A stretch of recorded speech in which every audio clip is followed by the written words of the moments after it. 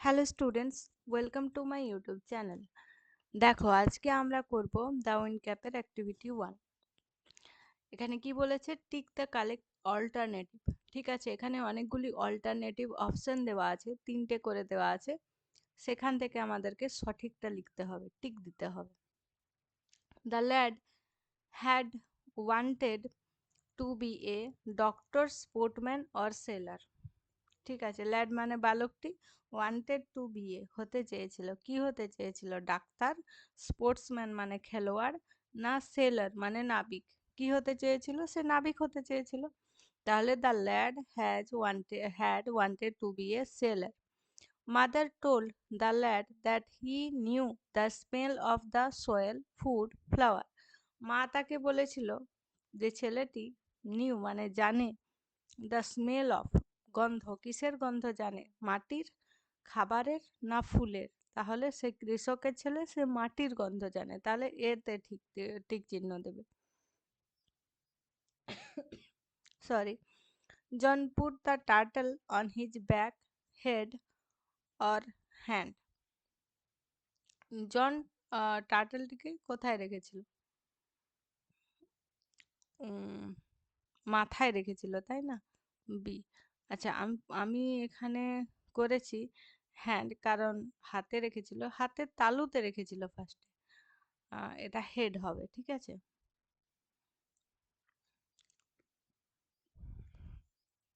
পামে রেখেছিল, তারপরে হেডে রেখেছিল, হ্যান্ড কিন্তু নেই।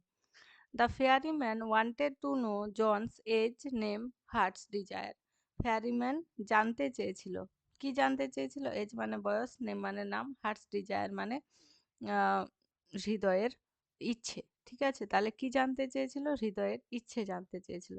Activity 2, rearrange the following statement in the correct order and put the numbers in the given boxes. So, John met the tiny green turtle. John tiny ছোট turtle, সবুজ রঙের টার্টেলটির সঙ্গে মিট করেছিল।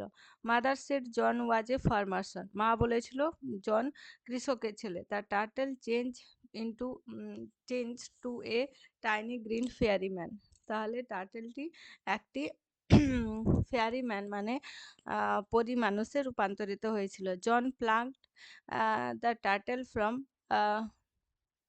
His head. তাহলে John টার্টেলকে নামালো তার মাথা থেকে।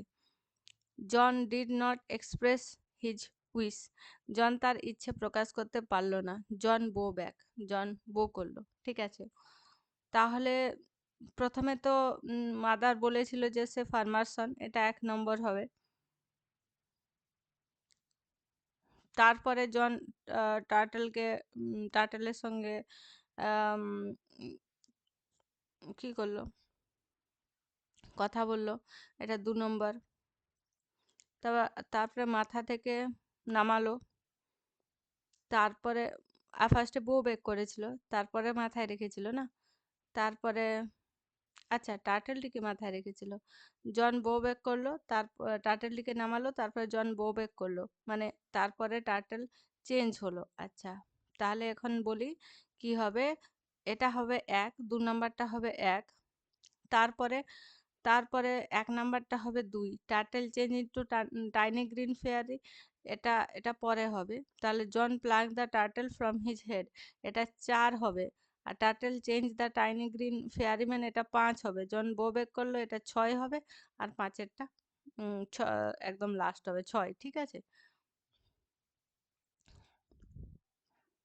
এই যে দেখো 2, এটা হয়ে যাবে 1, এটা 4, এটা 3, এটা 6, আর এটা 5। অ্যাক্টিভিটি 3 কি বলছে? Why do you think John thought that the turtle would be safe on his head. ঠিক আছে, তাহলে জন কিভাবে, কেন মনে করেছিল যে সেই টার্টেলটি, সেই কচ্ছপটি তার মাথার মধ্যে সুরক্ষিত থাকবে? When John do ploughing then his hand will busy. যখন সে কি করবে? লাঙ্গল করবে, তখন তার দুটো হাতই ব্যস্ত থাকবে। So his head was a safe place. তাহলে তার শরীরটা কিন্তু বাকি সব জায়গা থেকে কচ্ছপটি পড়ে যেতে পারে, কিন্তু সে যদি মাথাটা সোজা রাখে তাহলে মাথা থেকে কচ্ছপটি পড়বে না, তো সেটা হয়ে গেল safe place to put the turtle. ঠিক আছে, সেই জন্য সে মাথায় রেখেছিল। এরপরে লেটস কন্টিনিউ, এরপর থেকে গল্পটি এখানে আছে। তো এটা আমরা পরের দিন পড়ব। আজকের ভিডিওতে এই পর্যন্তই। ভিডিওটি শেষ পর্যন্ত দেখার জন্য অসংখ্য ধন্যবাদ।